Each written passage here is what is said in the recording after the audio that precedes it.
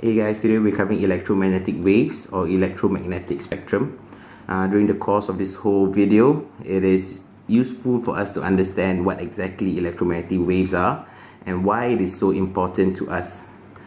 Now, you don't exactly need to know how or why electromagnetic waves move, but it is useful to somewhat have an image of it in your head. So what an electromagnetic wave is basically two waves or two fields, we call it. So it is composed of an electric field, you can see it here, and a magnetic field. And the magnetic field is perpendicular to the electric field, and both of them are perpendicular to the direction of the propagation of the wave.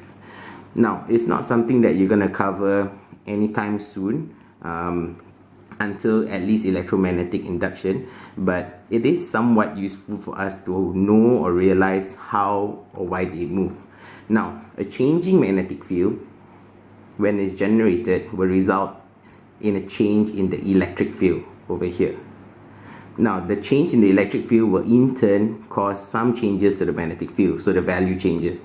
And this change in magnetic field then in turn will induce another change in the electric field. So because of these continual changes, it causes this form of a self-propagation kind of wave. So later on we'll cover in properties that actually electromagnetic waves are one of the waves that actually do not need any medium for it to move. Alright, just like sound, you need air particles to move.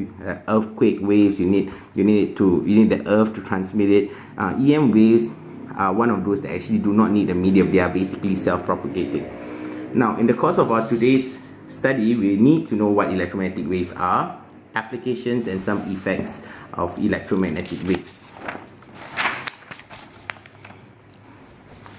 Right, so what you need to do, you need to be able to describe what are the 7 components of the electromagnetic field.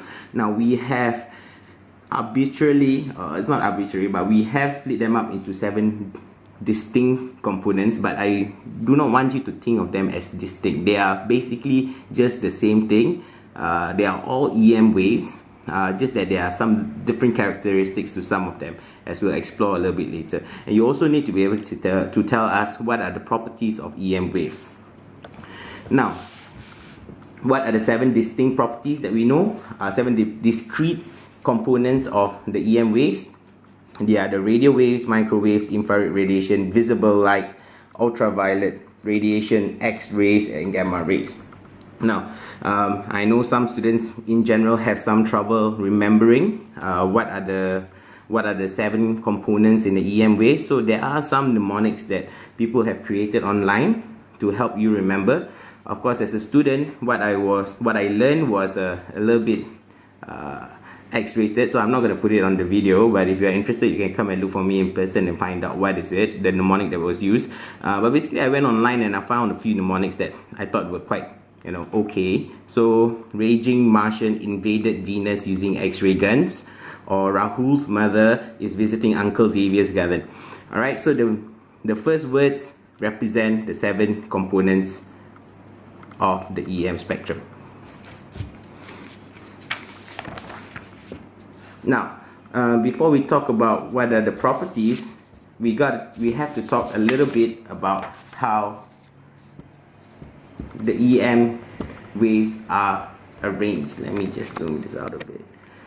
Alright, now, so EM waves are basically just electromagnetic waves. Now, it is us human beings that gave them all these different names. Basically, they are just the same waves, just that some of them in general have a little bit higher energy, some of them lower energy, but basically they are the same waves. Now, some of the names that we give them are because of the uses that we have found for them. For example, radio waves were given the name radio waves because it was first used in radio transmissions. Microwave, funnily enough, was actually just named because its wavelength was in the micrometer range. Now, what I do to help me remember, first and foremost, I will write down this spectrum. Radio, micro, infra, visible, UV, X-ray, and gamma in a sequence.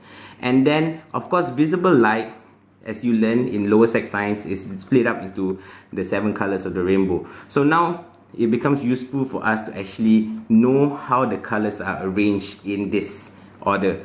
Alright, so the visible light, red, orange, yellow, green, blue, indigo, violet. Alright, of course there's another mnemonic for you in case you had trouble remembering. For the one that I remember was rainbow of yours goes bowling in valley.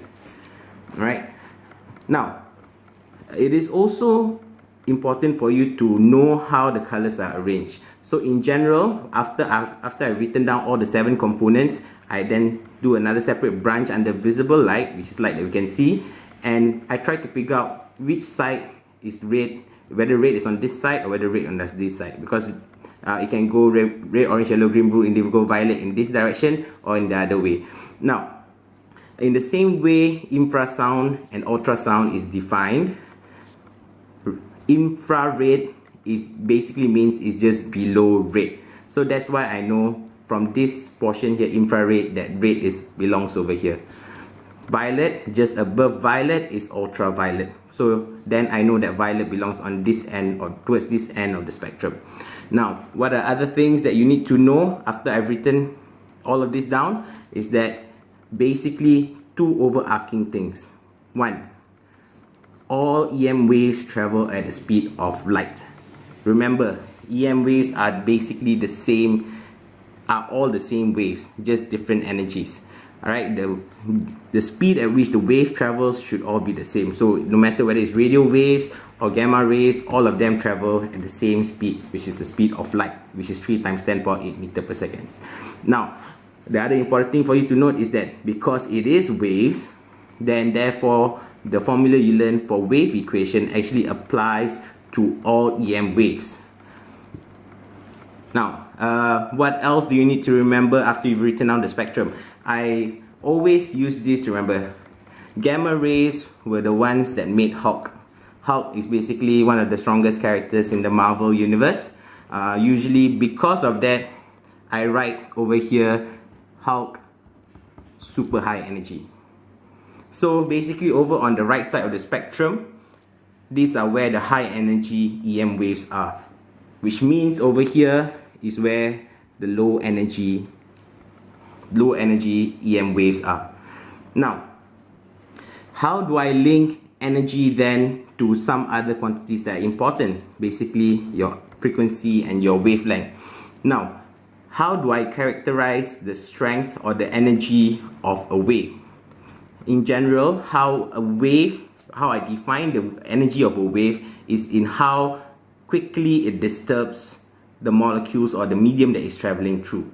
So imagine if you have a water wave. Imagine you have water here and a water molecule here.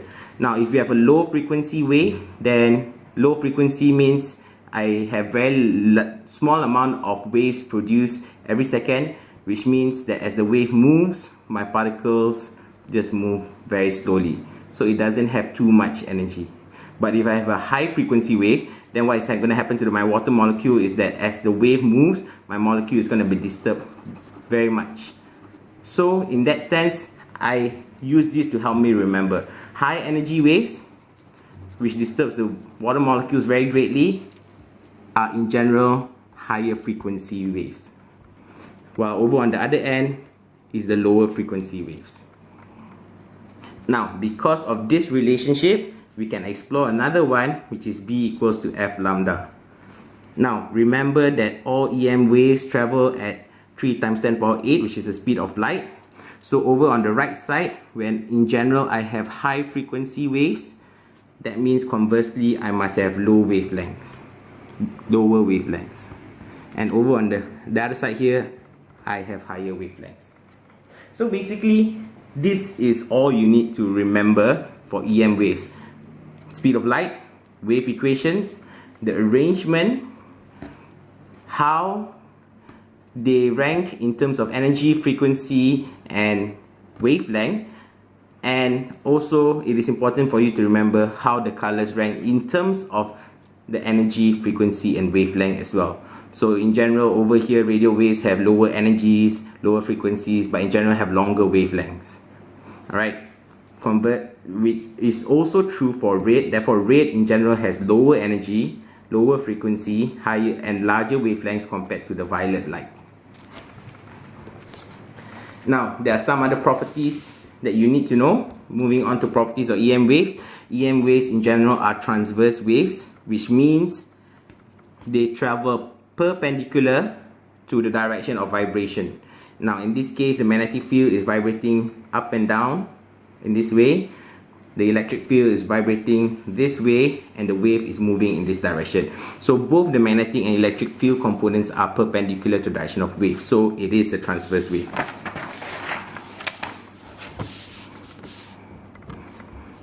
Some other properties. We already explained that actually electromagnetic waves can travel in a vacuum. It does not need a medium for it to travel through. We discussed this a little bit, but of course you do not need to explain why. You just need to know that it can travel through a medium. You can travel without a medium. Now, EM waves also travel at the speed of light. This is one fact that you have to remember. Now, points 4, 5, 6 are basically just wave properties. So you already know wave properties. So they transfer energy. The wave speed equation applies to them. So in general, as it travels from one medium to another, the speed and the wavelength changes, but the frequency does not change. Now, these are things that you may not know, but you do have to remember them. Electromagnetic waves obey the laws of reflection and refraction. Now, these are things, refraction is a concept that you're going to learn a little bit later in light. And also the last property is EM waves do not carry any electrical charge. Alright, so these are some of the properties that you do have to remember. Alright, so just a quick example of how we're going to use wave equations to discuss about relationships in terms of the frequency and wavelength. So remember, the velocity of an EM wave never changes. It's always 3 times 10 power 8 meter per second, which is the speed of light. So what happens to the wavelength of a wave when the frequency is increased to 2f?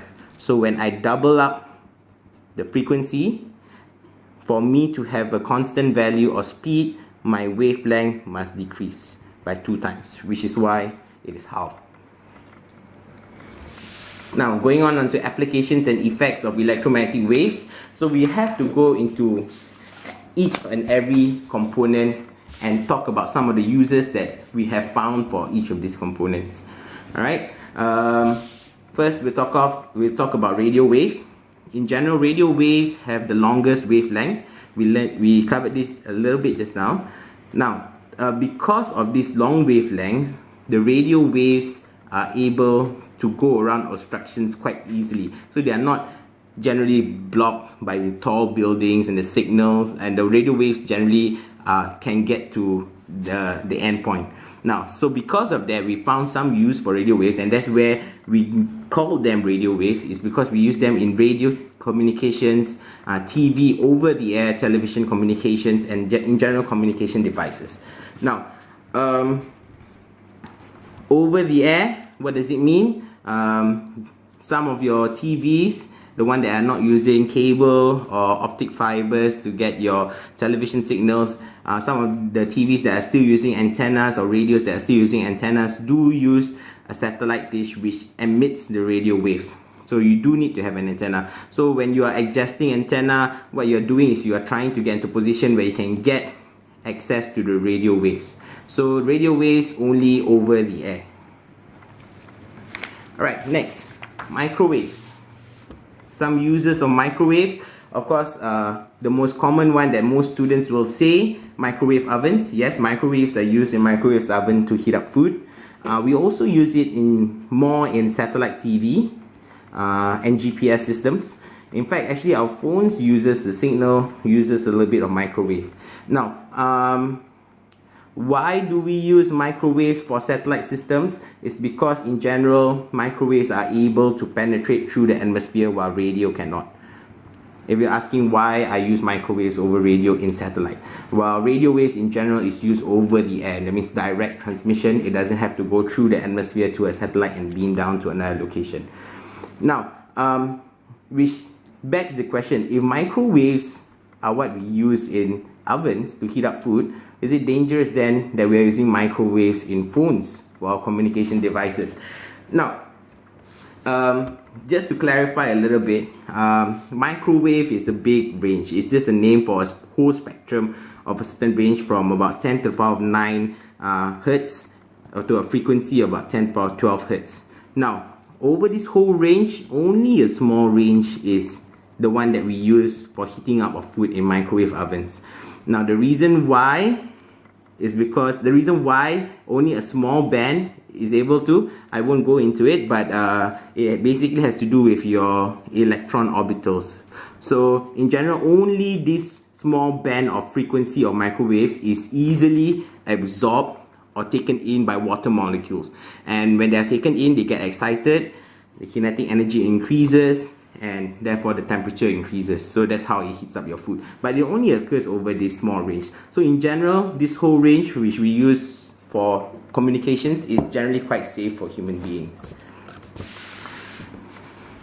Infrared radiation, the next in the spectrum, we use it in our remote control. Basically any RC cars, RC planes, although some of them now have gone on to start using microwaves. Ear thermometers and intruder alarms use infrared radiation, use IR to detect and give us a reading. So what these items do, they actually sense the amount of infrared radiation, and it gives you a temperature or gives you a reading, or it triggers off when it senses an increase in the amount of infrared radiation that is being given out. So basically all objects give out infrared radiation. It is not the first time we have encountered IR radiation. You've studied it in our chapter on transfer of thermal energy, so it should not be something that is too surprising to you. Visible light, possibly the most important to us. It allows us to see. Alright, light from the sun bounces off, goes into our eyes. We have photosensitive receptors at the back of our eyes that then translate to images and allow us to see. Now, of course, now we also have a lot of optic fibers. Now, the optic fibers provide your line for the internet for most of us, and it basically uses visible light. Alright, what is traveling through the optical fibers to give you your internet is actually light. Now, some other applications, we use it in lasers as well. We use it in LASIK surgery for us to do minute surgeries, right? So these are the uses of visible light. UV, we will always hear about it in UV radiation. When you go out in the sun, in the beach, they always tell you go and put your sunblock, if not you're gonna get sunburn. Alright, and we get the sunburn basically because of UV radiation. So UV radiation is in general used in some bits and sterilization of some of the equipments. Now, UV radiation is helpful to increase body's production of vitamin D, but however, prolonged exposure to UV radiation can lead to sunburn, and in very prolonged and bad cases can lead to cancer.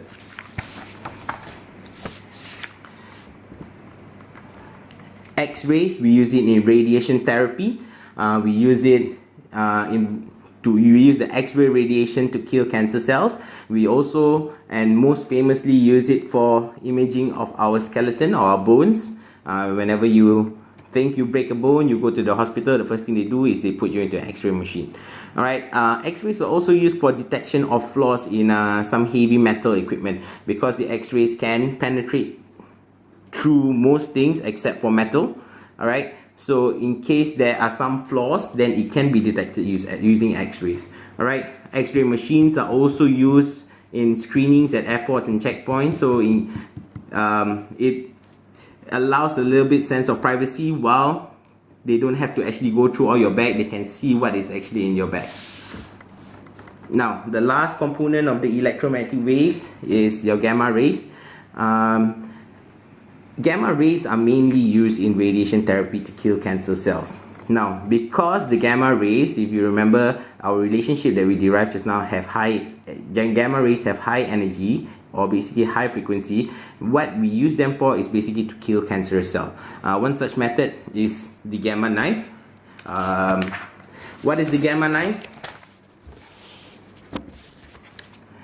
Alright, so let's say somebody has a brain tumor, alright, and you want to kill off the tumor. Alright, so what they do is they put him in a machine and they expose him to all these gamma rays. All these lines indicate gamma radiation. So they have a gamma radiation source here, which emits gamma rays. Now, just by itself, if I just block off all the rest of the holes and I only look at one ray here, just by itself, this ray is not high energy enough to kill the cells along the way. Now, but if I combine them all together, still individually over at these points where there's no tumor, actually it cannot kill any cells. But the point where they are all concentrated at, where they meet and converge on, that is where the energy will accumulate, and that's where they target. So it's basically like a knife without having to cut through the outside area here.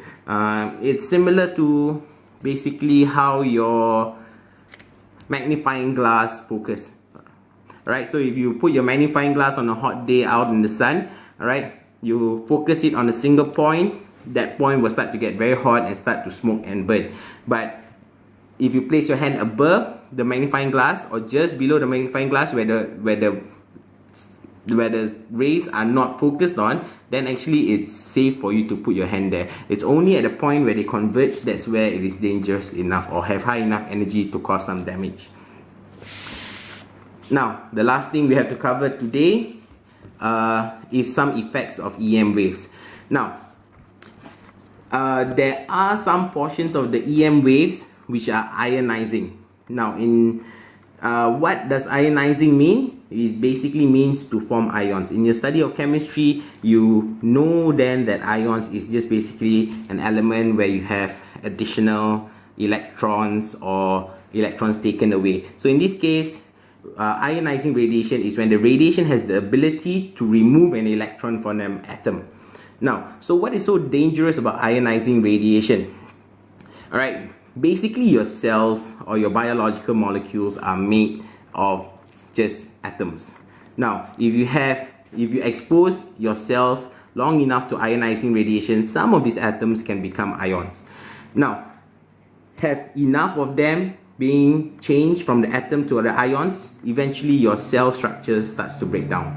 Alright, so your cell can't perform its function, but then it still retains the cell division properties. So then basically your cell divide, it's a useless cell, but the cell continues to divide and divide into more and more, and that's what causes cancer. Now, ionizing radiation is also very dangerous for developing fetus. Now, whenever you go for an X-ray, or for the ladies when they go for X-ray, they always ask you whether are you pregnant, are you expecting. Now, the danger for fetuses is that they are still small. The full cell division hasn't formed yet, so the cells have to divide, and then it forms the arms, the spine, the nerves, the optic nerves, the eyes, the brain.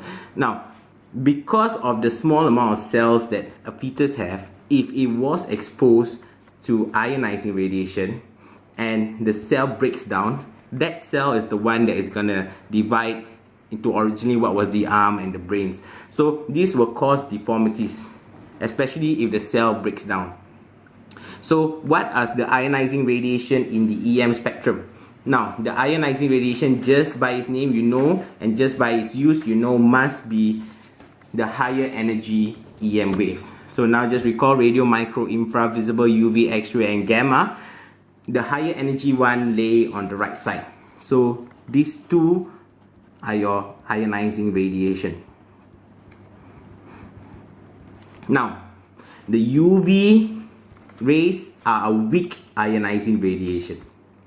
So that means if you undergo prolonged exposure for a long time to UV rays, eventually it's a weak ionizing radiation, eventually it can lead to cancer. So that's why it's always encouraged for you to wear your sunscreen or your sunblock when you're going out in the hot sun. Those people who do not, eventually later on in the years, after years of exposure, start to develop skin cancers. Alright, some other uses or effects of EM waves. Infrared heating, we studied this in transfer of thermal energy. You know that radiation is a form of thermal energy transfer, so it can help you feel warm. especially for an object that is high temperature. The higher the temperature, the more infrared it gives off, the warmer you feel. Now, so let's go a little bit into what are some of the questions that can be asked. It is a relatively short chapter. What can be asked? First and foremost, the uses. So there were 7 components in the EM spectrum. You need to know roughly all the uses or when they are used. The properties, there were about I think 11 or 12 or so. You need to remember all of them. You need to realize that you can use V equals to F lambda to solve questions involving EM waves, because it is a wave and this is a wave equation. I have seen questions where they ask or they integrate kinematic concepts into the question. So what are some examples?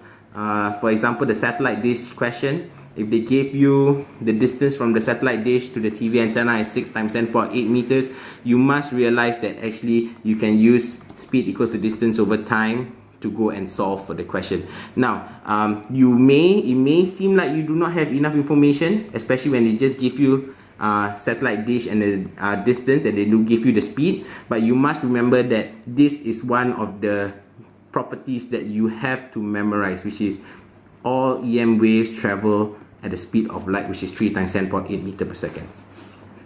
What else do you need to know? How the frequency, wavelength, and energy in the EM spectrum, how the relationship looks like. So in general, you need to know radio waves are the lower energy waves, gamma rays are the higher energy. You need to know that the lower frequency waves are here. The further you go, the higher the frequency. Alright, and over here on the gamma ray side is the lower wavelengths. So if you go in this direction, then the wavelength increases. So you need to be able to tell me this relationship. Alright, you need to be able to tell me what ionizing radiation is. You need to be able to define to me, as I define to you what ionizing radiation is basically radiation that can ionize, and some of the effects of ionizing radiation. Cancers, your deformities in babies or in developing fetuses. Also, you need to know and memorize the names and the arrangement in the EM spectrum and how these names relate to your relationship in number 5, which is the frequency, wavelength, and energy in an EM spectrum. Alright, so basically that's all. The notes are already uploaded onto Google Classroom, so please do download them. If you need to print them and keep in your file, please do go ahead. Hope you have a good September holiday break. Study hard for the rest of your chapters and get ready for your end of year exam.